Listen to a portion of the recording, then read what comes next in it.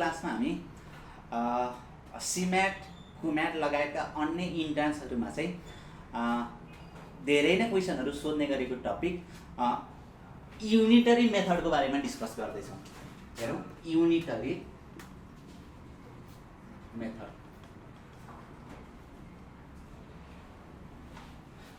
Unitary method अथवा नेपालीमा हामी के भन्छौँ भन्दा एकिक नियम भनेर कतिपयले पढ्नु पनि भएको छ होला। हामी एकिक नियमको बारेमा कुरा गर्दैछौँ। अब के हो त एकिक नियम? एकदमै सजिलो छ र तर बुझ्नको लागि अथवा सिम्पल हेर्ने भने सजिलो छ, फेरि त्यसलाई गाह्रो बनायो भने एकदमै गाह्रो पनि छ। जस्तै दुईवटा पेनलाई 10 रुपियाँ पर्छ भनेदेखि 10वटा पेनलाई कति रुपियाँ पर्छ? It's unitary method. अथवा एउटा घर बनाउनको लागि 50 जना मान्छे लाग्छ भनेदेखि 5वटा घर बनाउनु पर्यो भनेदेखि कतिजना मान्छे लाग्छ? It's unitary method. हामीलाई कतिपय युनिटरी मेथड सजिलो पनि लाग्छ र कतिपय क्वेसन्सहरू अलिकति गाह्रो पनि हुन्छ। त्यो भएर त्यो गाह्रो क्वेसनहरूलाई चाहिँ हामीले कसरी ट्याकल गर्ने अथवा कसरी सल्भ गर्ने भनेर चाहिँ हामीले बेसिक कुराहरू जान्नुपर्ने हुन्छ र त्यो बेसिक कुराहरू के जान्नुपर्छ भनेर मैले यहाँ डिटेलमा भन्दै जानेछु। यदि यो भिडियो चाहिँ लास्टसम्म तपाईँले हेरिदिनु हो भनेदेखि तपाईँलाई चाहिँ इन्ट्रान्स एक्जामहरूमा चाहिँ राम्रो मार्क्स लिएर आउनको लागि धेरै नै सपोर्ट हुनेछ।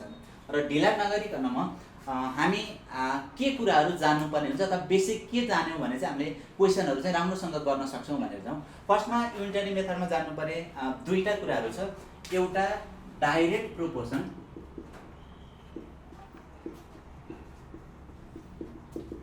र अर्को इन्डाइरेक्ट प्रोपोर्सन।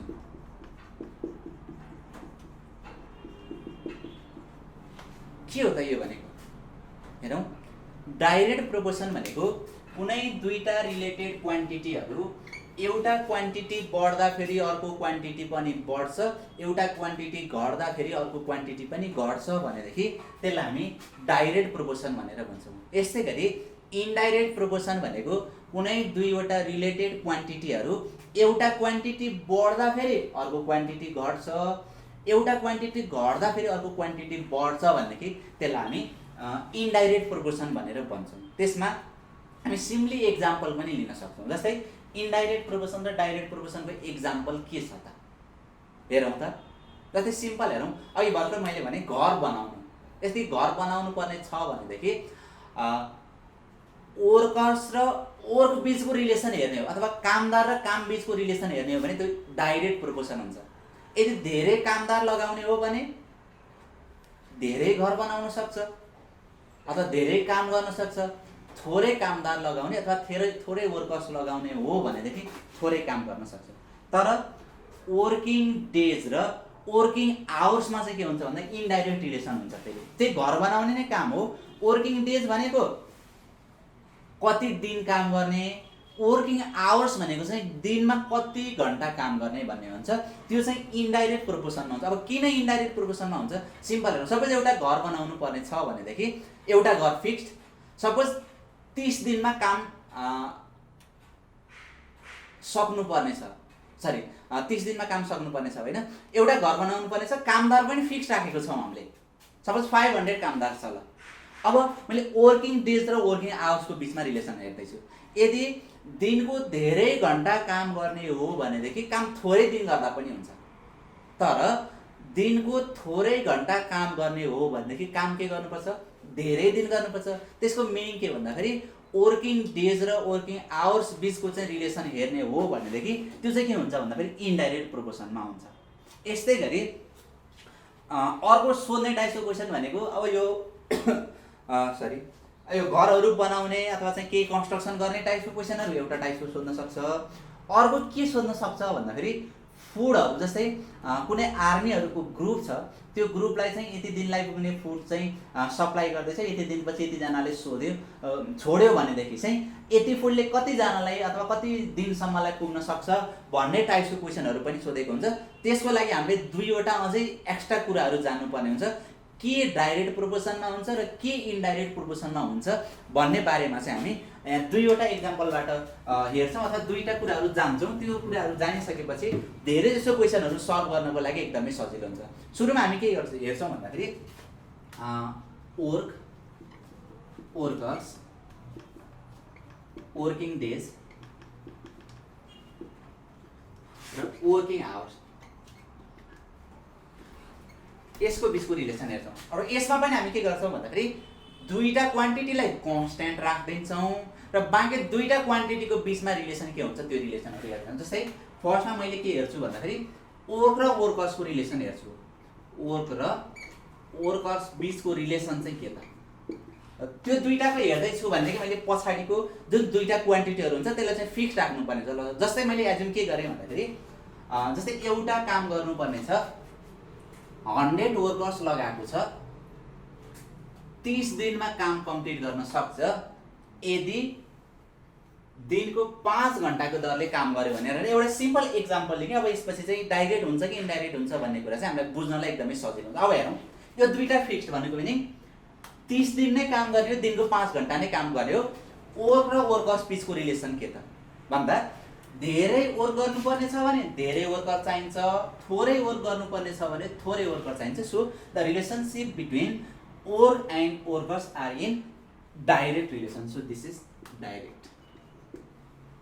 अर्कोमा हेरौँ वर्क र वर्किङ डेजको, वर्क एन्ड वर्किङ डेज। यसलाई र यसलाई हेर्दैछु भने दुईटालाई कन्स्ट्यान्ट। एउटा काम गर्न 30 दिन लाग्छ, दुईटा काम गर्नु पर्यो भने धेरै दिन लाग्छ, अथवा आधी मात्रै काम गर्नु पर्यो भने थोरै दिन लाग्छ। त्यही भएर यिनीहरू बिचको रिलेसन पनि के भयो भने डाइरेक्ट। यस्तै अर्को थर्डमा हेरौँ वर्क र वर्किङ आवर्सको रिलेसन। वर्क र वर्किङ आवर्स बिचको रिलेसन के त हेरौँ त। यसमा वर्क र वर्किङ आवर्स हेर्ने, दुईटालाई कन्स्ट्यान्ट राख्ने। धेरै काम गर्नुपर्ने छ भने दिनको धेरै घण्टा काम गर्नुपर्छ, थोरै काम गर्नुपर्ने छ भने दिनको थोरै घण्टा काम गर्नुपर्छ। So they are in direct relation. यस्तै गरी फोर्थमा हेर्छौँ वर्कर्स र वर्किङ डेजको रिलेसन के। वर्कर्स र वर्किङ डेजको रिलेसन के, र यसको लागि हामीले फर्स्ट र लास्ट वर्क र वर्किङ आवर्सलाई चाहिँ कन्स्ट्यान्ट राख्नुपर्छ। जस्तै 100 जना वर्करले 30 दिनमा कुनै काम कम्प्लिट गर्न सक्छ। यदि मैले वर्कर 50 जना मात्रै बनाएँ भनेदेखि वर्किङ डेजलाई मैले के गर्नुपर्छ, धेरै दिन दिनुपर्ने हुन्छ। इट मिन्स यसलाई घटाउँदाखेरि यो बढ्छ अथवा चाहिँ यसलाई बढाउँदाखेरि यो घट्छ। So they are in indirect relation. यस्तै गरी अर्कोमा हेरौँ वर्कर्स र वर्किङ आवर्सको रिलेसन के।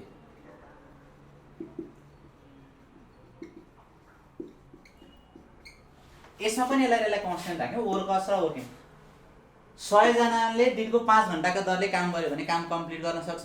यदि मैले 200 जना लगाइदिने हो भनेदेखि यो त घटाउनु पर्छ, थोरै घण्टा काम गर्दा पनि हुन्छ। So they are in indirect relation.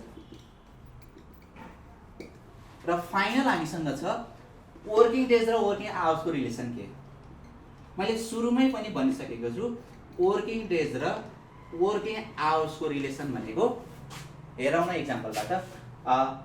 30 दिनमा काम गर्न सक्छ यदि 5 घण्टाको दरले काम गर्यो भनेदेखि यो फिक्स छ अगाडिको। भनेदेखि अब मैले 15 दिनमा काम सक्छु भनेर लागेँ भनेदेखि मैले के गर्नुपर्छ भन्दाखेरि वर्किङ आवर्सलाई चाहिँ मैले बढाउनु पर्ने हुन्छ। भनेको पनि यसलाई घटाउँदाखेरि यसलाई के गर्नु पर्यो, मैले बढाउनु पर्यो। So they are in indirect relation. र अर्को एउटा छ, अर्को जान्नै पर्ने कुरा भनेको फुड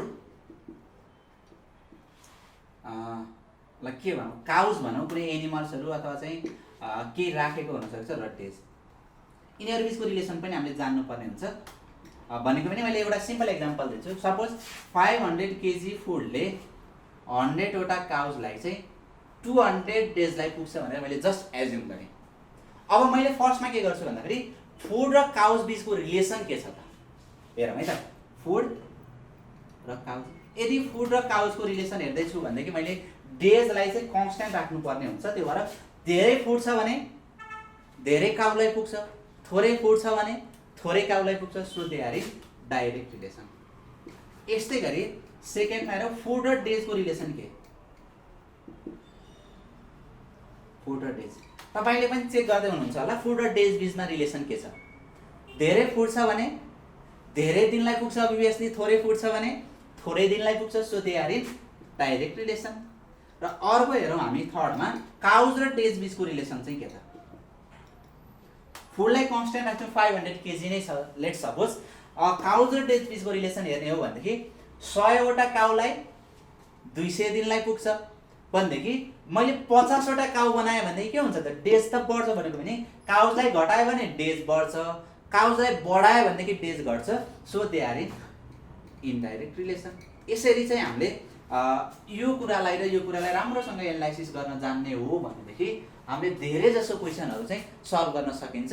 जस्ट कुन कुन बिचको रिलेसन डाइरेक्ट रिलेसनमा छ र कुन कुन बिचको रिलेसन चाहिँ इनडाइरेक्ट रिलेसनमा छ भन्ने कुरा चाहिँ यसरी हामीले एनालाइसिस गर्न सकिन्छ। र यहाँभन्दा अगाडि धेरैपल्ट त्यहीसँग रिलेटेड क्वेसनहरू सोधेको छ, त्यो भएर म यहाँ एउटा इक्जाम्पल गराउँछु। त्यो इक्जाम्पल चाहिँ कस्तो छ भन्दाखेरि 40 केजी फुडले 40 वटा काउजलाई 40 दिनलाई पुग्छ भनेदेखि 1 केजी फुडले एउटा काउलाई चाहिँ कति दिनलाई पुग्छ? म ल्याङ्ग्वेज कम्प्लिटली लेखिनँ एक्जाम्पलमा। क्वेसनले के सोधेको छ भन्दाखेरि 40 केजी फुडले 40 वटा काउजलाई 40 दिनलाई पुग्छ भनेदेखि 1 केजी फुडले एउटा काउलाई चाहिँ कति दिनलाई पुग्छ भनेर क्वेसन सोधेको छ। र धेरै जसोले यो क्यालकुलेसन गर्नुहुन्छ, तपाईँ अहिले ट्राई गरिहाल्नुहोस्। धेरै जसोले एन्सर कति निकाल्नुहुन्छ भन्दा 1 निकाल्नुहुन्छ, तर राइट एन्सर के हो त हामी एनालाइसिस गरेर हेर्छौँ। अब यसमा मैले एउटा टेबल बनाउँछु। टेबल पनि यसैलाई मैले टेबलको रूपमा कन्भर्ट गरेँ र यिनीहरू बिचको रिलेसन के छ र जे निकाल्नु पर्ने छ त्यसलाई मैले भेरिएबल राख्नुपर्ने हुन्छ र एक्स राखेँ। र एउटा कुरा के याद गर्नु पर्यो भन्दाखेरि यो फुड, यो काउज, यो डेज, ठिक छ।